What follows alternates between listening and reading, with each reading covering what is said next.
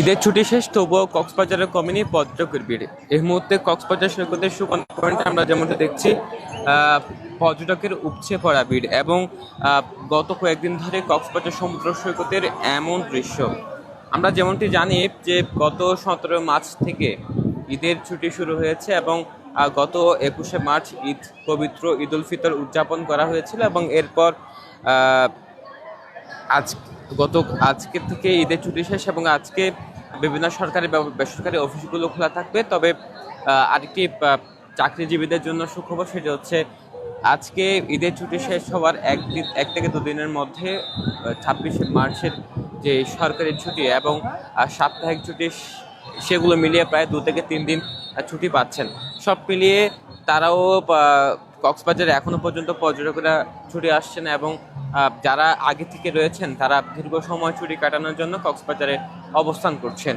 আমরা এই মুহূর্তে যেমন দৃশ্য দেখছি, এটি হচ্ছে কক্সবাজার সৈকতের সুগন্ধা পয়েন্টে ভরপুর পর্যটক এবং গত 2 থেকে 3 দিন ধরে কক্সবাজারে এমন অবস্থা। ঈদের প্রথম দিনে কক্সবাজারে তেমন পর্যটক দেখা না গেলেও দ্বিতীয় দিন থেকে কক্সবাজারে পর্যটক আসতে শুরু করে এবং এই পর্যটকের ঢল আমরা যেমনটি দেখি, এই পর্যটকের ঢল নামার পর থেকে ব্যবসায়ীরা বেশ উচ্ছ্বাসিত। গেল জাতীয় নির্বাচনের পর থেকে কক্সবাজারে পর্যটকের ধস নামতে শুরু করে এবং পর্যটক কমতে শুরু করে এবং পর্যটক কম থাকার কারণে ব্যবসায়ীরা যে ক্ষতি, সেই ক্ষতির সম্মুখীন হয় বিশেষ করে পর্যটনের সাথে জড়িত যেসব ব্যবসায়ী রয়েছে তারা। এরপর তারা আশা করেছিল এবারের ঈদের ছুটিতে ভরপুর পর্যটক হবে, তেমনটি আশা তারা দেখেছিলেন এবং একই চিত্র আমরা দেখতে পাচ্ছি। যেহেতু ঈদের ছুটির পর আবারও সাপ্তাহিক ছুটি এবং 26শে মার্চের ছুটি রয়েছে, সরকারি ছুটি এবং সাপ্তাহিক ছুটি, এই ছুটিগুলো কক্সবাজারে পর্যটকেরা উপভোগ করতে এখনো পর্যন্ত ছুটে আসছেন। আমরা বাস টার্মিনালে গিয়ে দেখেছি, ওখানে দেখছি এখনো পর্যটক আসছে, বিশেষ করে চট্টগ্রাম এবং ঢাকা থেকে আসছেন এবং এই পর্যটকের ঢল ধারণা করা হচ্ছে আগামী 3 থেকে 4 দিন পর্যন্ত থাকতে পারে, এরপর কিছুটা কমে যেতে পারে। আমরা পর্যটন সংশ্লিষ্টদের সাথে কথা বলছিলাম, তারা যেমনটি বলছেন যে পুরো রমজান মাসে যেমনটি পর্যটকের ধস নেমেছিল এবং এর আগেও জাতীয় নির্বাচনের পর যেমনটি দেখা গিয়েছিল পর্যটকের যেই খালি দৃশ্য সৈকতে, সেই দৃশ্য কাটিয়ে যে আবারও পুনরায় চিরচেনা রূপে ফিরছে কক্সবাজার পর্যটন নগরী, সেই চিরচেনা রূপে ফিরেছে এবং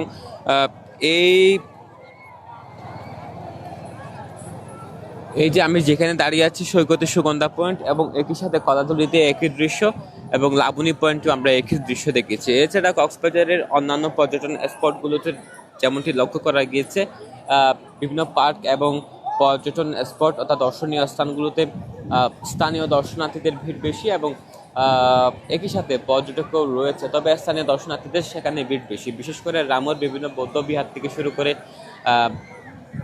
বসুন্ধরা পার্ক এবং একই সাথে যে আশপাশে যে দর্শনীয় স্থানগুলো রয়েছে সেগুলোতেও স্থানীয় দর্শনার্থীদের ভিড় লক্ষ্য করেছি। এই যে সৈকতের যেমন দৃশ্য দেখছি এখন, ভরপুর পর্যটক, কেউ জেটস্কিতে চড়ছেন, গিয়ে ঘোড়ায় চড়ছেন, আর যে যার মতো আনন্দ করছেন, কিটকুটে বসে নিজেদের মতো সময় পার করছেন। আমরা কয়েকজন পর্যটকের সাথে কথা বলার চেষ্টা করব। ভাই, কোথেকে আসছেন? আমরা আছি ফটিকছড়ি থেকে। কেমন লাগছে? হ্যাঁ, অবশ্যই ভালো লাগছে। কয়দিনের ছুটিতে আসছেন? আমরা মনে হয় 3 দিন থাকবো আর কি। 3 দিন থাকবেন? আজকে আর প্রথম? হ্যাঁ, আজকে প্রথম সকাল আসছে আর কি। কক্সবাজার কেমন? হ্যাঁ, অবশ্যই অনেক ভালো, অনেক ভালো লাগতেছে। এই আর কি বন্ধু বান্ধব আছে, সবাই একসাথে মজা করতেছি এরকম আর কি। আরো কি চান কক্সবাজারে? আরো এই মনে করে এখানে ঠিক আছে আর কি। ঠিক আছে, ধন্যবাদ। একজন পর্যটক কথা বলছিলেন, তিনি আজকে এসেছিলেন এবং আগামী 3 দিন পর্যন্ত তিনি কক্সবাজারে থাকবেন। অর্থাৎ বোঝা যাচ্ছে যে 26শে মার্চের ছুটি আছে এবং সাপ্তাহিক ছুটি আছে, সেখানেও সরকারি এবং সাপ্তাহিক ছুটি মিলিয়ে দীর্ঘ ছুটি, সেই ছুটিগুলো মূলত কক্সবাজারে কাটাতে এখনো পর্যন্ত পর্যটকেরা ছুটে আসছেন। এই যে সৈকতের দৃশ্য, এমন দৃশ্য জানান দিয়ে যে সৈকত চিরচেনা রূপে ফিরছে, যে 1 মাস ধরে সৈকতে কোনো পর্যটক ছিল না। তার আগে যে জাতীয় নির্বাচনের পর থেকে মূলত ব্যবসায় ধস নামতে শুরু করে পর্যটন ব্যবসায়। এই ধস এবং এই ক্ষতি কাটিয়ে ওঠার জন্য এই সাপ্তাহিক ছুটিগুলোকে কাজে লাগাতে চায় এবং এই ঈদের ছুটিগুলো তো শেষ এবং 26শে মার্চের ছুটি, এইসব ছুটি কাজে লাগাতে চায় ব্যবসায়ীরা। এই যে কক্সবাজার সমুদ্র সৈকতের যদি আশপাশের আইন শৃঙ্খলা পরিস্থিতি বলতে চাই, যে সাদা পোশাকে কাজ করছে পুলিশ, পোশাকধারীর পাশাপাশি অন্যদিকে টুরিস্ট পুলিশ কাজ করছে।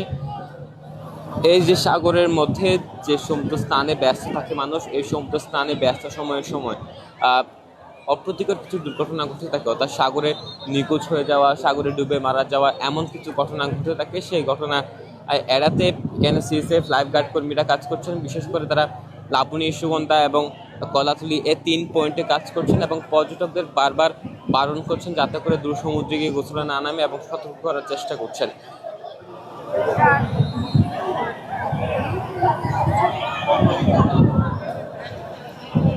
আমরা হোটেল কর্তৃপক্ষের সাথে কথা বলছিলাম, তারা বলছেন প্রায় 90 থেকে 95% হোটেল কক্ষ ইতিমধ্যে বুকিং রয়েছে এবং রেস্তোরাঁগুলোতে বলা হচ্ছে যে তারা ভরপুর পর্যটক পাচ্ছেন, গ্রাহক পাচ্ছেন এবং অন্যান্য যেই পর্যটন সংশ্লিষ্ট বিশেষ করে হকার যারা রয়েছে বিভিন্ন লাবণী পয়েন্টে আমরা যেমনটি দেখি সেখানেও এবং কলাতলি পয়েন্টে, তারাও বলছেন যে বেশ ভালোই বেচা কেনা হচ্ছে, ব্যবসায়িক বেশ লাভের মুখ তারা দেখছেন। এবং সব মিলিয়ে এখন পর্যন্ত কক্সবাজারে যেমন দৃশ্য, যে কক্সবাজারে পর্যটকের ভরপুর উপস্থিতি এবং এই উপস্থিতি আগামী কয়েকদিন থাকতে পারে, যেহেতু 26শে মার্চের ছুটি এবং সাপ্তাহিক ছুটি রয়েছে। সব মিলিয়ে এখন চিরচেনা রূপে ফিরেছে, চিরচেনা রূপে রয়েছে কক্সবাজার।